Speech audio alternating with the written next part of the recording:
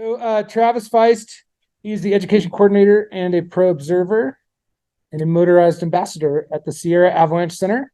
And he has joined us today to discuss the evolution of motorized use in backcountry terrain. So thank you for coming and take it away. Thanks, Brad.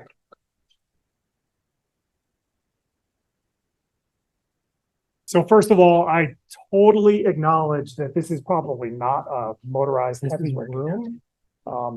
So don't worry. I plan on addressing the non-motorized users in this audience just as much as the few potential motorized users.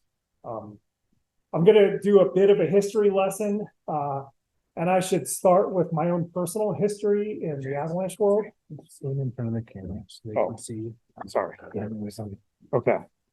So I'll give you a bit of my own personal history in the avalanche world because I've had a pretty unique front row seat to two parallel evolutions: the evolution of backcountry skiing and avalanche terrain, and then about 10 years delayed behind that was the evolution of motorized use in avalanche terrain.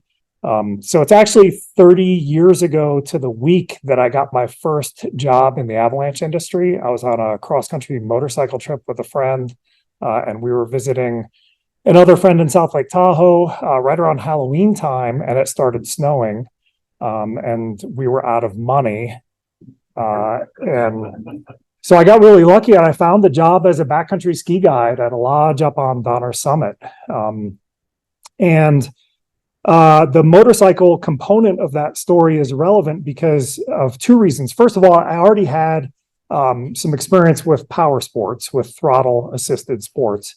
And then also I didn't have a four-wheel drive. I didn't even have a sedan. All I had was a motorcycle, and I was living up on Donner Summit, working at a backcountry lodge. And we had a big winter. I actually thought that that's what winters in Tahoe were. And I was pretty excited for my new move because we had so much snow. I think there was probably like 25 feet of snow in my neighborhood. The road crews were coming in with the augers, and then after the fact, they would spray paint stop signs on the snowbanks that were left over and street signs and things like that. So I was stuck. I could not get out. And I pretty much just hunkered down in the backcountry lodge where I was working at the time. And it was a ski-based lodge. But I didn't have time off. I was working 7 days a week. And when I did have time off, I didn't have anywhere to go. So I was generally going backcountry skiing.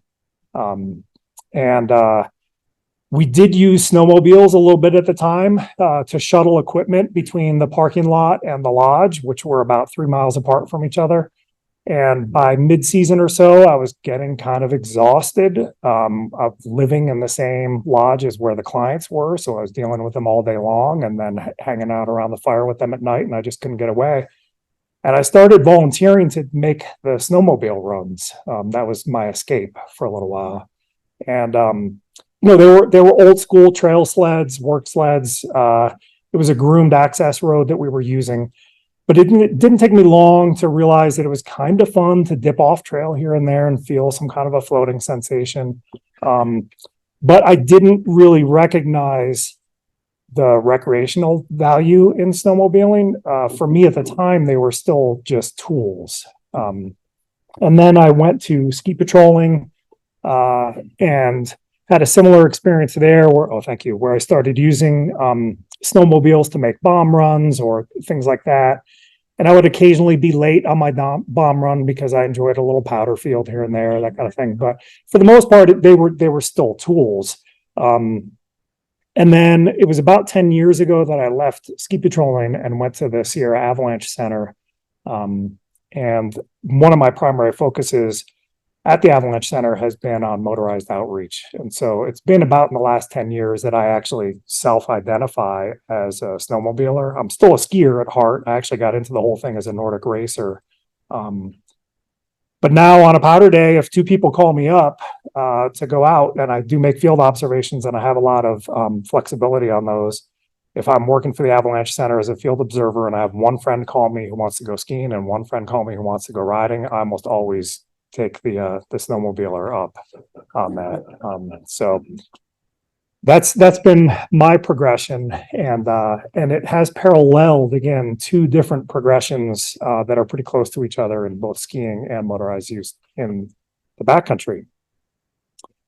So first of all, I am kind of curious. Was I right? Is this a fairly non-motorized room? How many of you would identify yourselves as snowmobilers?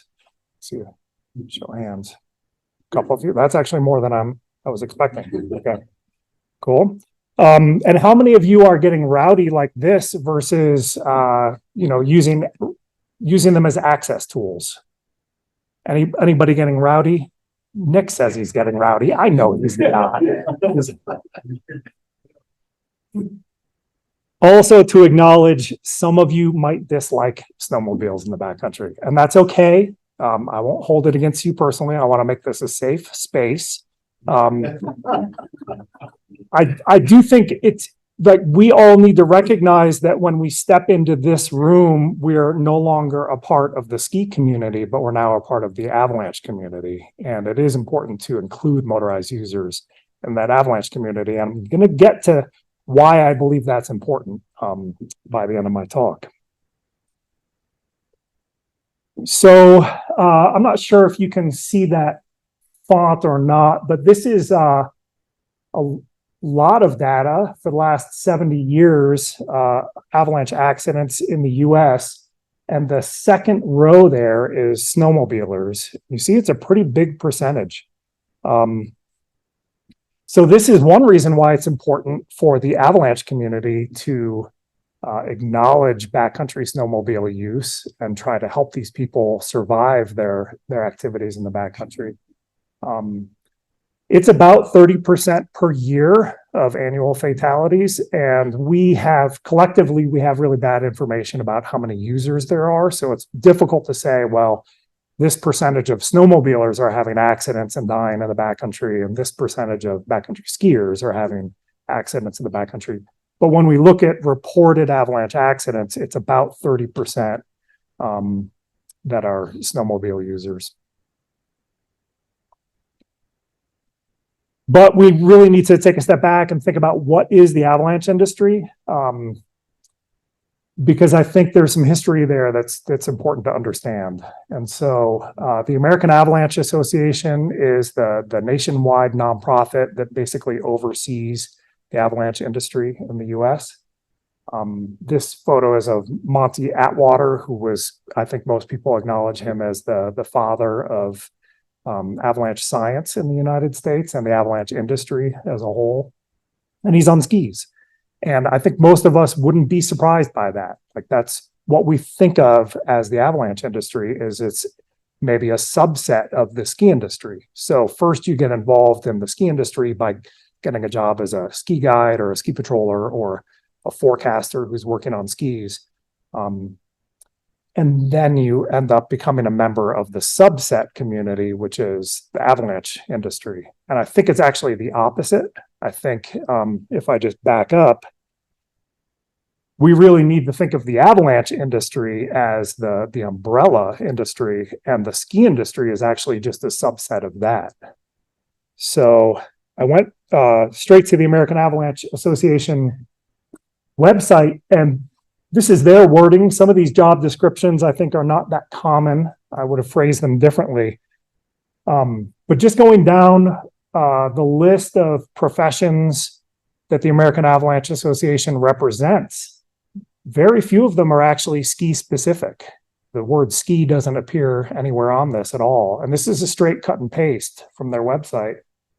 So snow science researchers, I think very often they may have a recreational background in skiing. That's probably how they became interested in it.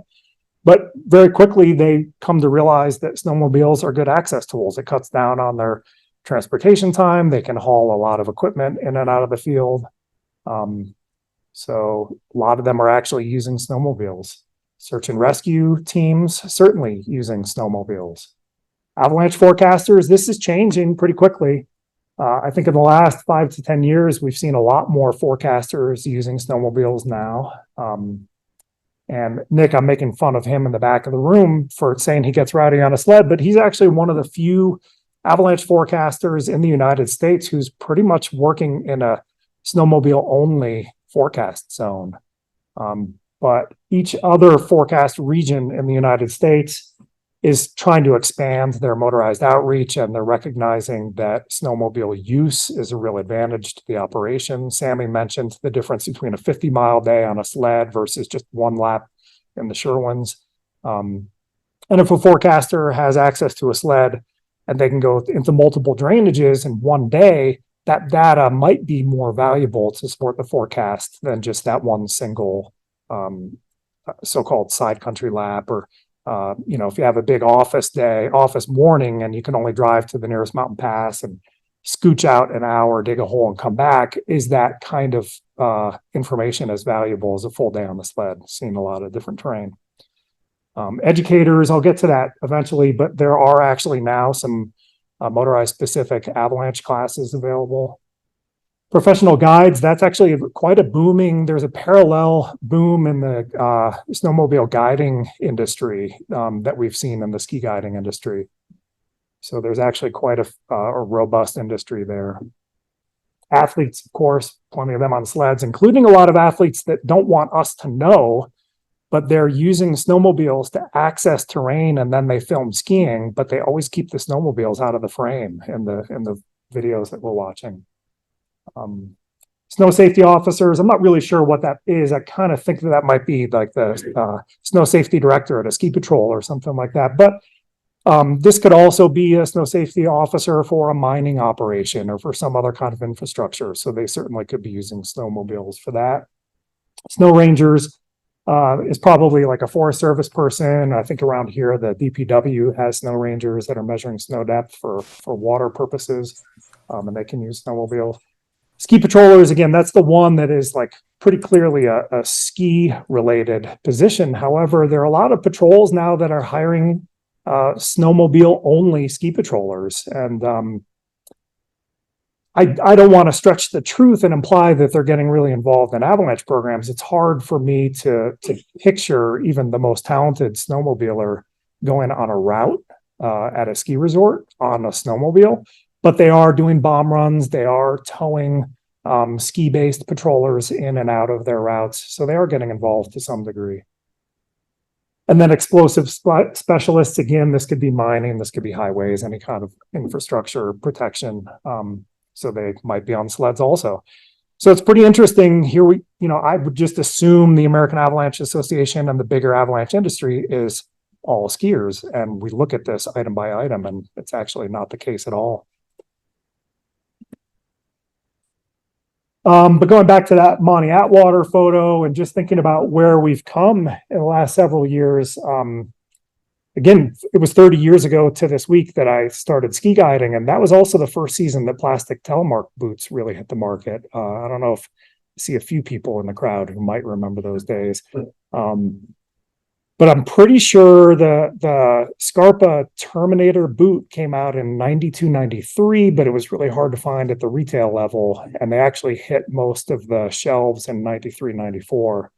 And so combined with the cable bindings and what we used to call shaped skis, which have now become fat skis, that was really the first big boom in backcountry skiing was in the early 90s when the plastic boots and cable bindings became more popular. I think arguably with COVID being the exception, that might have been one of the bigger booms that we've seen in ski access to backcountry. And so the parallel to that is this early 90s snowmobile, which by today's standards is garbage. So at the time, they were intended for trail use. The engineers were building them low. They were trying to give them a low and wide center of gravity. The intention was to keep both skis on the snow so that even at the competition level, when you were racing a closed course, they wouldn't tip up onto one ski. They were carbureted. They had powerful motors in them, but they weren't very maneuverable. And so it makes sense to me that as the avalanche industry grew since the Monty Atwater days, that people were using skis and not snowmobiles because the snowmobiles simply weren't capable at the time. I do remember I had an odd mud season job as a ski patroller. I think if anybody works in the ski industry or avalanche industry, you probably had weird jobs as well. I was working as a slot machine repairman in the off season, and I remember my boss. This was kind of in the mid to late '90s. When he learns that I was going back to patrolling once it started snowing, he offered to buy me a snowmobile, and I thought of snowmobiles as being this kind of thing. He offered to buy me a snowmobile to stay there to work, and not to go back to patrolling. And it just didn't make sense to me because I thought of snowmobiles as these, which were tools for access, but I wouldn't want to go get rowdy on one of these. That I just didn't see the potential. It's kind of interesting to me that in hindsight, that my boss at a slot machine company recognized the value of these things, and I, as a ski bum, did not at the time. And then this photo is from 2009. So there was a pretty long period there after plastic boots in the early 90s really ramped up backcountry ski use all the way up to the late 2000s or the late aughts, whatever. Snowmobilers were still using those garbage sleds. And so during that whole period, that 15-year period, skiers were watching snowmobilers and building some assumptions and some biases that still exist today about how snowmobilers use terrain. So when you had a powerful sled, but it was ill handling, you couldn't play ride on slopes like this. Instead, what people were doing is trying to link drainage to drainage, and it would often take multiple passes up a hill before they could finally sneak over a low saddle and into the next drainage. And that led to kind of a subset activity within snowmobiling known as high marking. And I think people in this room probably all assume that that's still what snowmobilers do, like sled necks get drunk at the bottom of a hill and they high mark. There is some truth to that. That does still exist. But for the most part, people have moved on from that riding style, which again was a result of the equipment that they were using at the time. Also during that 15-year period or so, and I recognize these are out-of-date photos. These are actually period correct photos. Snowmobilers couldn't even buy avalanche gear. These manufacturers didn't even recognize that there was a whole other market out there to buy their equipment. And so they did not market to snowmobilers. This is back in the days of Couloir magazine and maybe telemarktips.com and that kind of thing, where people were marketing to backcountry skiers, but not to snowmobilers. And the company reps would actually not go to snowmobile shops to try to get any of this rescue gear for sale at the retail level at snowmobile shops. So there was actually a long period of time, this 15-year period, when there were a lot of avalanche accidents and the snowmobiler victims had no avalanche gear at all. And the rest of the avalanche industry was like, what is going on? These guys are idiots. They're not buying this gear. They don't know how to use it. Well, it honestly just wasn't even available to them for quite a long period. Then in 2011, there was a pretty big development in the way the machines were built. And it was fairly similar to the development of the pocket rocket. And I don't know if people remember the pocket rocket. There were fat skis before it, and there were mountain sleds before the 2011 Polaris. But I think your average backcountry skier would have never considered putting some Dynafit bindings onto a pair of spatulas, right? Like they're mostly inbounds tools that had been accepted. But the pocket rocket was a light ski. It came out at about the exact same time that the Fritchie frame binding hit the market. And for a lot of people, they didn't want to use Dynafits. They wanted a frame binding because they thought it was more durable. And so the pocket rocket got a lot of Fritchie bindings installed on them and opened up a lot of backcountry to folks who didn't want to deal with telemark skiing. And the 2011 Polaris was a big change. That was about the same motor size. A lot of folks think that they've gotten more powerful, and until we get into turbos, that's actually not the case. But a few things happened with the 2011 Polaris. They actually raised it up. Instead of trying to have a low center of gravity, they raised the center of gravity. and they tried to make it more tippy so that it was more maneuverable. So riders could actually get the sled on the one ski instead of keeping it on two. Another important thing that happened is that they went to fuel injection, which originally was just to satisfy EPA regulations. But the riders quickly realized that they didn't have to mess with carburetors anymore. So if you live at 7,000 feet or your trailhead is at 7,000 feet before this model sled, if you were going to get into avalanche terrain, you needed to be comfortable with tuning carburetors. You'd actually have to make some adjustments as you went from 7,000 feet to 10,000 feet. Or for me, I live near Gardnerville, I'm at 5,500 feet, and I might want to ride at 10,000 feet. Or maybe Midwestern riders who are riding trails on the same sled in the Midwest at sea level then drive to the nearest mountain range, maybe someplace in Montana. West Yellowstone is a popular spot for Midwesterners. They would have to tinker with carburetors just to get the sleds to work. And so the fuel injected sleds avoided that problem. Another thing that the fuel injection did is that you could tip the sled all the way over and you could still pull start it typically on your first attempt. And the carbureted sleds would take forever after they had been tipped over. So it opened up some pretty significant changes in riding style. And I doubt you can see the date at the top here, but this is a screenshot from the Avalanche Review. This is the trade journal from the American Avalanche Association. And I don't think it's any coincidence that in 2011, there were several articles about snowmobile use in avalanche terrain. And then my arrow down on the lower left is just pointing out that this was authored by Doug Chabot. I think that name might be familiar to people in this room, but he's like maybe a second generation Monty Atwater, one of the leaders in the industry. And so he recognized that something was changing within the snowmobile community and that the avalanche community needed to figure out what was happening. Actually, if you look at this photo specifically, they are on good sleds. So again, I don't think they're all Polaris sleds. There were other manufacturers making similar mountain sleds, but prior to 2011, most people would have been looking for that low spot right there to simply build a trail by high marking progressively higher and higher until you could sneak your way over the saddle and then work your way into the next drainage and then go get drunk in the next drainage. But instead, these guys, because they were on modern sleds, are now starting to high mark into avalanche terrain. Instead of looking for the easy way to the next drainage, they were playing here, but they were still high marking and probably still getting drunk at the bottom.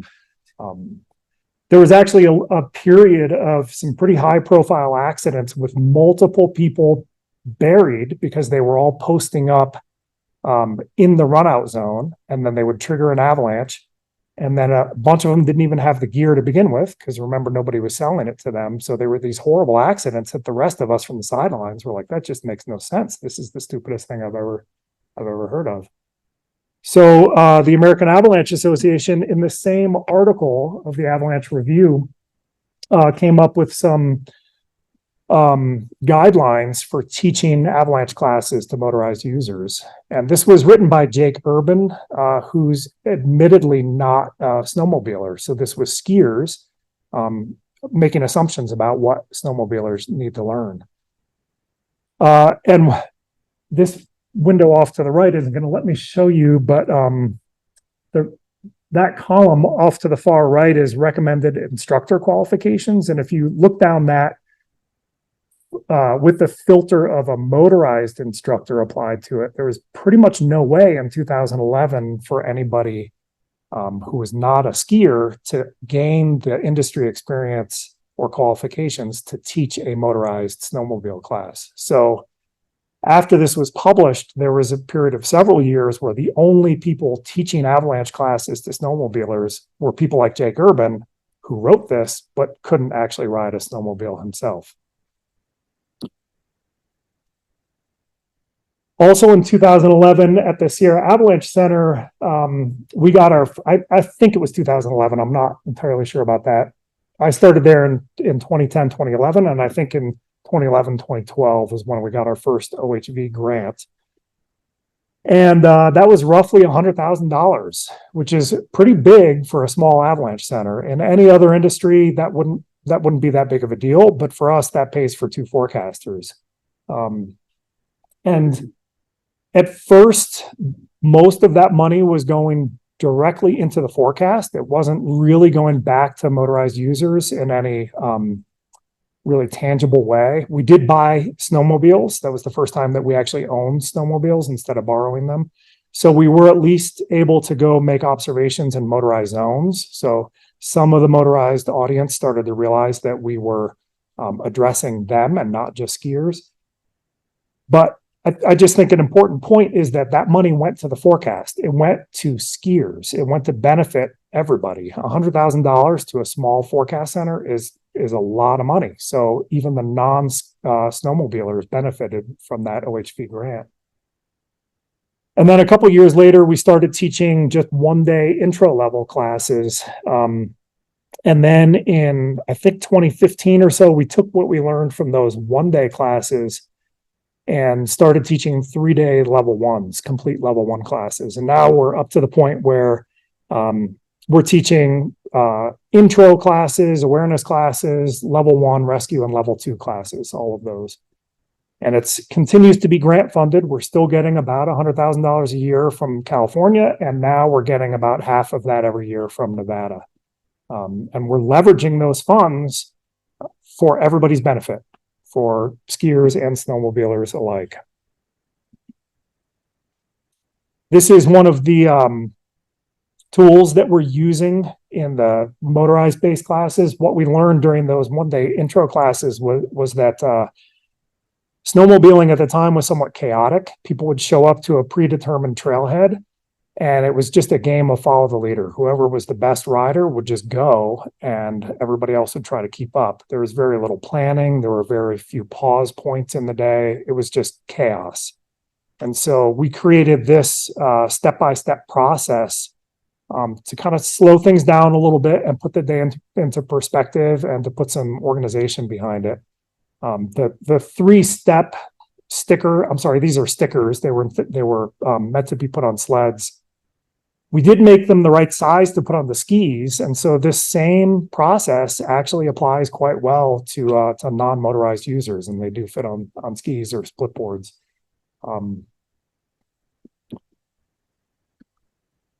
play a video. This was funded by the Nevada OHV Commission, and this shows pretty quickly how that process works. It's our motorized specific version of the video. I hope you'll be patient with me. We did create a non-motorized video, so we leveraged that Nevada fund and then paid for another video later that was both skiers and snowmobilers.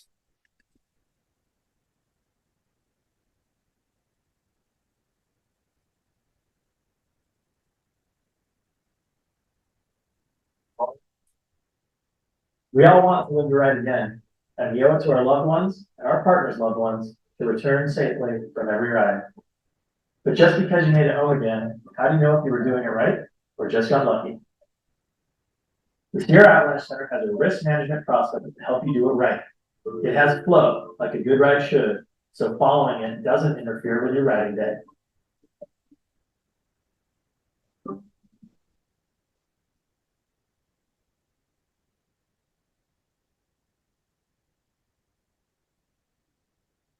Who else is going is a more important question than most of us realize. Over 90% of avalanche accidents are caused by the people involved.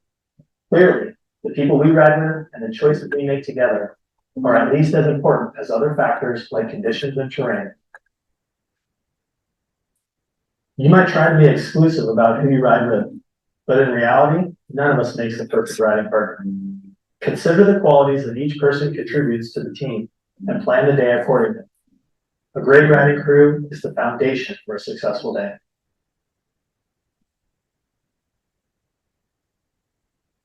The Sierra Avalanche Center publishes the avalanche forecast at 7 a.m. Teach yourself how to get the most out of it by reading it every day. If you find any unfamiliar terms, use the links to learn more. The avalanche problem starts with the avalanche type. Each type behaves differently and deserves different safety margins and group management techniques. The next component of the avalanche problem is the anticipated location. The locator rose shows the general aspects and elevations where that avalanche type will most likely exist. It's a broad generalization across the whole forecast region. The likelihood and size are specific to that avalanche problem. Anything bigger than a small avalanche is big enough to bury or kill a person. Problems with higher likelihoods and larger sizes push the danger rating higher up the scale. The weather forecast comes from the National Weather Service in Reno. It's specific to the mountains and avalanche conditions instead of the more urban-focused forecast you'll find elsewhere. If you're planning to ride in an area without an avalanche forecast, factor a high level of uncertainty into the rest of your plans and keep your terrain choices very conservative. Mountain riding is too dynamic to make specific linear plans. Instead, before you leave, create safety margins based on your riding partners and anticipated conditions. Agreeing to these in advance leaves options open and makes decisions easier once you're out on the snow. How's it going? Good, how are you? Good, man. Check out the forecast. Yeah. Don't forget the details, including plans for when something goes wrong. Making assumptions about the details without actually discussing them can increase the consequences of seemingly minor mistakes. Thing as day moves on, we might want to watch out for this area.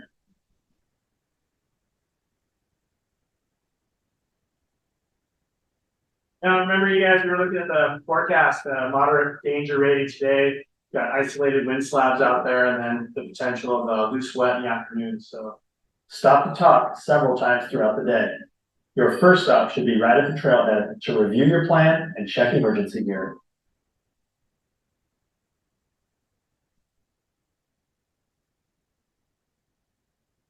Manage your group for conditions and terrain by using the right spacing, spotting, and communication techniques. If you're not in avalanche terrain, the buddy system is a popular spacing and spotting technique. Make sure you keep an eye on each other and use radios and hand signals to communicate.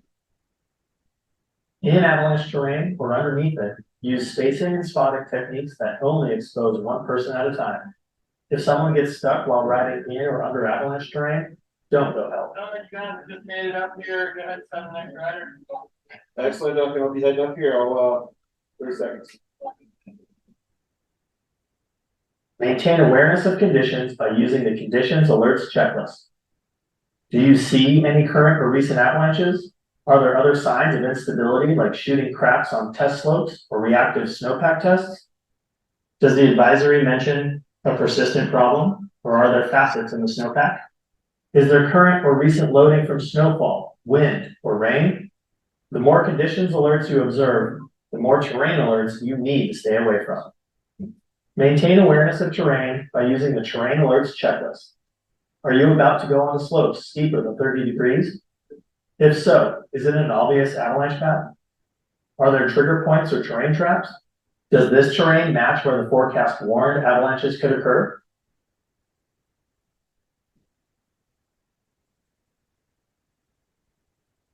At the end of the day, have a quick debrief, not only to discuss what went well, but also to acknowledge mistakes.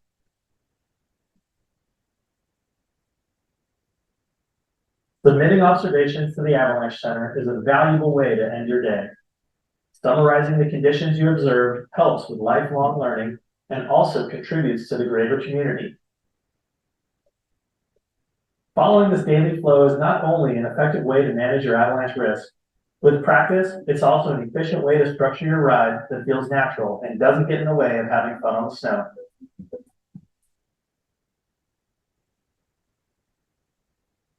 For more information or to support the Avalanche Center, please visit the Sierra Avalanche Center website.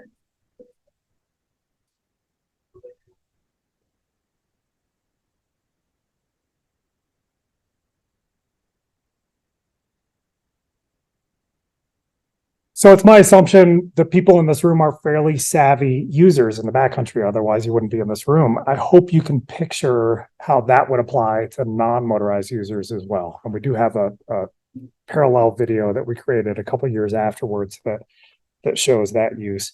I do have stickers with me if anybody wants them to put on your skis or split boards or snowmobiles, since we do have a few people here. I've actually shared the artwork with several other avalanche centers. some other private organizations. And so they're now printing their own versions of those stickers with their own colors and their own logos on them. So I'm happy to do that if anybody wants access to that.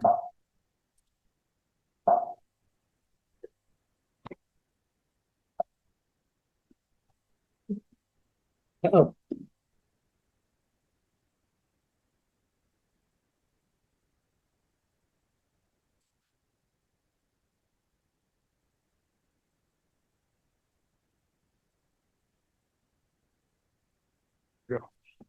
So one of the coolest things that I've learned from teaching all these avalanche classes to snowmobilers is we actually have a solution to give to snowmobilers.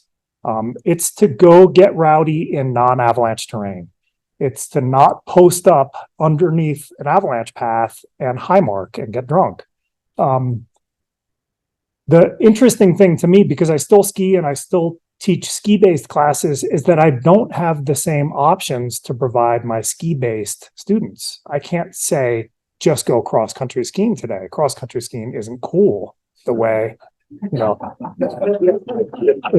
it's not, right?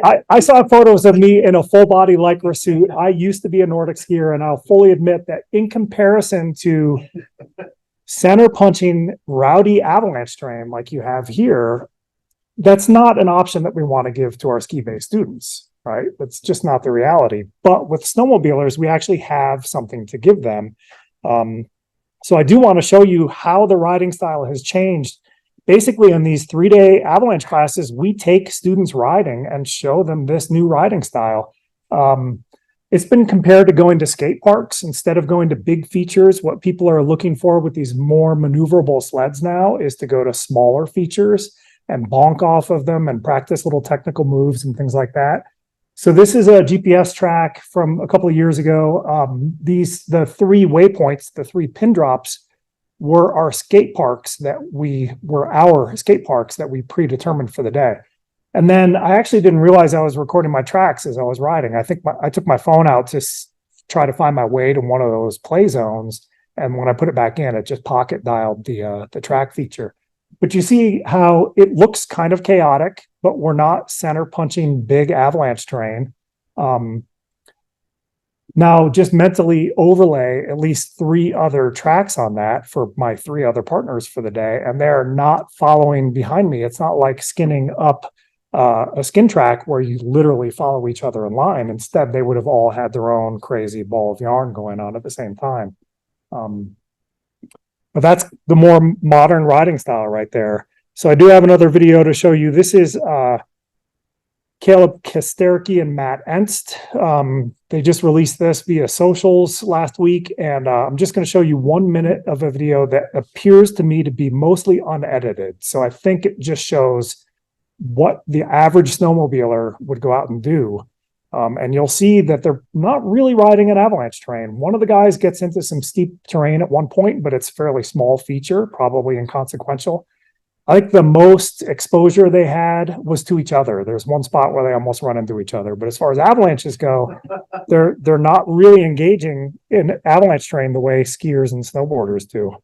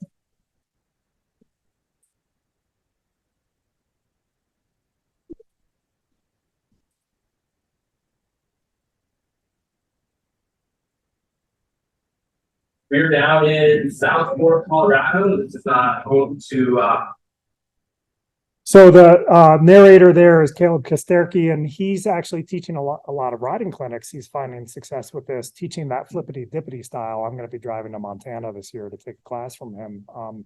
And Matt Enst is actually finding a lot of success teaching motorized avalanche classes out of Colorado. So that's the modern riding style right there. For those of you who weren't familiar with it, if you see people at trailheads just kind of roosting around the trailhead making a bunch of noise, please try to ignore that. That's old school. That's not what most snowmobilers do now. This is a lot more representative. And so this is what we're trying to teach our students to do too, is to go have fun in non-avalanche, more roly-poly type terrain. Because of all these improvements in the equipment and new riding styles, I mentioned earlier, there's a very robust industry of guiding going on right now. And this is pretty much the exact same thing that happened with ski guiding. I think 20 years ago, there might have been one ski guide operation local around here, maybe two. And they're popping up all over the place. I think that was a fat ski related development in the ski industry, split boards, things like that. And the new snowmobiles are doing the exact same thing with the guided industry for motorized users. Now, what's happening with a lot of these folks is also similar to the ski-based side of things. They're realizing that they can plug holes in their schedules by offering avalanche classes. So all these people are avalanche professionals. They're all guiding people in avalanche terrain, and they have been for a long time. What's been slow to catch up is for them to be able to take professional level avalanche classes on their snowmobiles so that they can teach recreational classes. But that's now an option. So it is beginning to happen. Again, it's about 10 years behind the ski side of things. AIRI is a very popular curriculum around here. It's not necessarily everywhere, but around here it certainly is. And I've clicked on the Motorized box for the search feature on their website. And there's a whole page of motorized specific AIRI providers. And then double that or maybe triple it for all the non-AIRI providers that are out there as well. So it has exploded in the last 5 years. This is the landing page for the California grant, and they have several different categories. Most avalanche centers are finding that they're plugging themselves into the education category, and the education category has been giving $1.5 million per year, which is a lot of money. With the 4 regional avalanche centers here, Shasta, SAC, Bridgeport, and ESAC. At this point, 3 of the 4 are all receiving OHV grants. And I think that they're all going to use the money in similar ways to the way SAC has, where a lot of that money will go to support the forecast directly, where it's not necessarily snowmobile specific, but it actually benefits all of us. And it is interesting to me that the one forecast center that you pretty much can't even access their terrain without a sled doesn't have that grant this year. But I think they probably will in the future. And they're all averaging, all 3 right now are averaging about 100,000 each. And once we add Bridgeport, we're looking at close to $500,000 that's going to go to support our forecasts in the area.